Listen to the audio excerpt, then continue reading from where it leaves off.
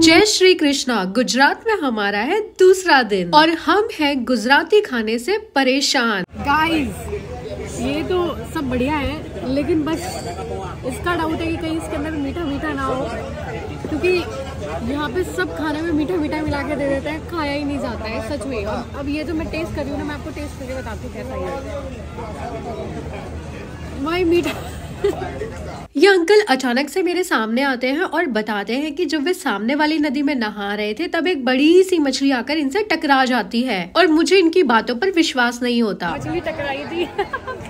फिर हमने द्वारका घूमने के लिए स्कूटी को रेंट पर लिया। यहाँ की जो स्कूटी होती है वो नॉर्मल होती है, लेकिन किराया जो होता है वो 500 एकदम पहाड़ों वाला होता है और टाइमिंग होता है सुबह 6 से रात के 10। हम जा रहे हैं द्वारका की सबसे फेमस जगह, नाम मैं आपको बाद में बताऊंगी। पहले हम द्वारका से ओखा पोर्ट तक जाएंगे, जो की है 30 किलोमीटर का रास्ता, जिसको हम बाय स्कूटी कवर करेंगे।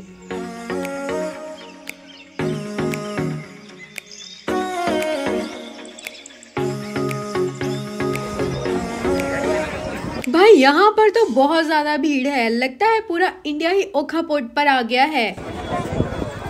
अब बारी है उस जगह का नाम बताने की जहाँ हम जा रहे हैं। तो वहाँ तक जाने के लिए हमें ओखा पोर्ट से एक बड़ी सी शिप में बैठना होगा और फिर वो हमें एक आइलैंड पर ले जाएगी जिसका नाम है भेट द्वारका। जी हाँ, हम भेट द्वारका जा रहे हैं।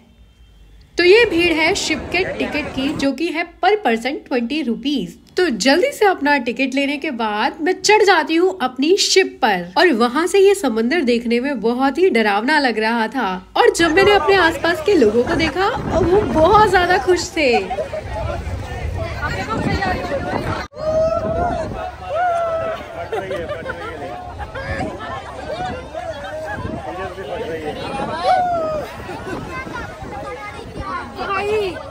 जीवन में पहली बार समंदर देख रही हूँ। ये एक ही जगह नाव खड़ी है और इस कदर उछल रही है, मतलब इसको देख के सर चकरा जा रहा है। यहाँ पर आने वाला व्यक्ति न जाने दुनिया के कौन कौन से कोनों से आया है। और जब यात्रा के दौरान हम उन व्यक्तियों के साथ अपना वाहन शेयर करते हैं, चाहे वो ट्रेन का माध्यम हो या फिर जहाज का, तो उस जहाज और ट्रेन में बैठने वाला हर एक व्यक्ति हमारा परिवार बन जाता है।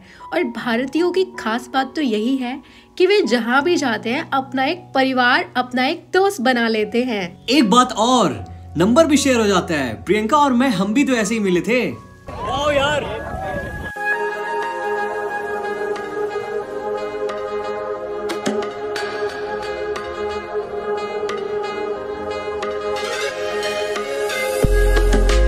अब इन पक्षियों का बस चले तो ये हमारी जहाज को ही उड़ा कर ले जाएं। और किसी को चैन नहीं था, सबके हाथों में मोबाइल फोन था फोटो लेने के लिए। और यहाँ मैंने बहुत बड़ी बड़ी मछलियाँ देखी। इससे पहले इतनी बड़ी मछली तो मैंने कभी नहीं देखी और वे पानी में उछल रही थी। इसके बाद मैंने देखा तैरता हुआ पंछी। पूरी दुनिया में कृष्ण भगवान का एकमात्र ऐसा मंदिर है जो कि समंदर में है और वो है भेट द्वारका। जय श्री द्वारकाधीश। गाइस, आप ये जो पीछे जो ब्रिज देख रहे हैं, ये ब्रिज अरेबियन सी के सेंटर में बना हुआ है और इस ब्रिज के ऊपर से इंटरनेशनल बॉर्डर शेयर होता है, आई डोंट नो कौन सा। सो अगर हमें यहाँ पे परमिशन मिलेगी तो हम ज़रूर जाएंगे। और हम यहाँ पर आए हैं, ये है भेट द्वारका। यहाँ पर सुदामा जी आए थे मिलने कृष्ण भगवान से और मुट्ठी भर के चावल लेकर आए थे, जो कि आप सब जानते हैं स्टोरी। तो हम भी चावल लेकर आए हैं। तो यहाँ पे मेन प्रसाद चावल का ही होता है। तो आप सब लोग जा रहे हैं टेम्पल की ओर। अब देखते हैं कि वहाँ पर क्या होता है।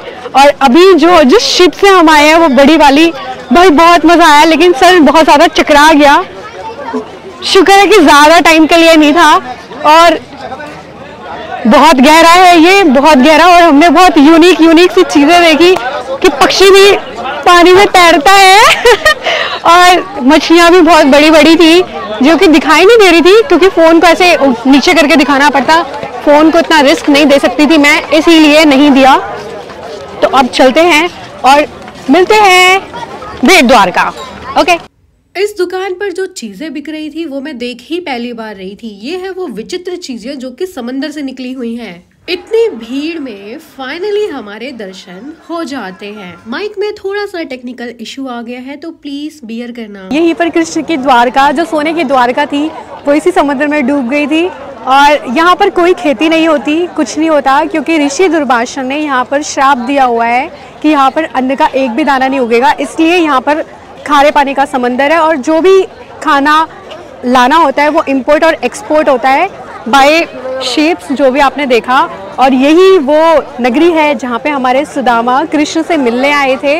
यहाँ की मान्यता ये है कि ये एक टापू है और यहाँ पर कुल जो जनसंख्या है वो 10,000 है, जिसमें से 8,000 हमारे मुस्लिम भाई है और 2,000 हमारे सनातन धर्म के लोग हैं, और जिसमें से कुछ 300 समथिंग लाइक ब्राह्मण हैं। और ये जो ब्राह्मण यहाँ पे रहते हैं वो सिर्फ और सिर्फ दान के भरोसे हैं। तो अगर आप यहाँ पे जब भी दर्शन करने आते हैं तो आप अपने घर से थोड़ा सा चावल लेकर आएँ और यहाँ से जो चावल का प्रसाद मिलता है वो अपने घर पर लेके जाएं, तो इससे आपके घर में लक्ष्मी का वास होगा।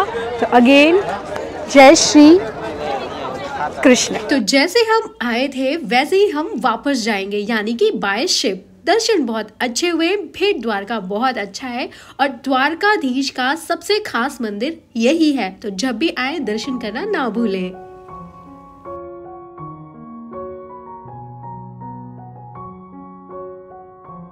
तो यही है हमारे 75 हार्ट डे चैलेंज वाले आजादी के दिन। तो मिलते हैं अगली वीडियो में।